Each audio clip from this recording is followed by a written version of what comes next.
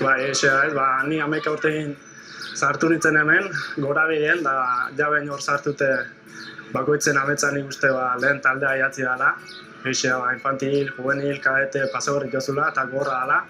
Baina esfortzu bat inde dana posible eta nahi suertikin tokau izan zait. Eta esea oso guztua, hoia bigarren urtiera, aurreko urtien da entrenatzen nun hauekin. Baina hoia urtean lehenengo taldeo kide naiz da benetan oso guztua.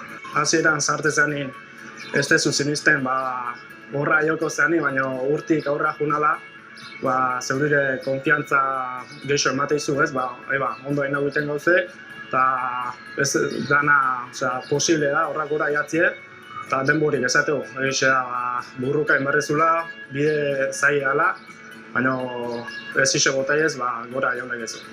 Hortako eredu perfektu daude hemen lehen taldin, zite veteranotatik beti launtzeko prest daude, guri aholkuk ematen, zerrin zerrez, nola gun hobetu, eta hori eskertzeko da, ze gurire konfiantza bat emategu, eta hola behasen futboletik ikasi leke dugu.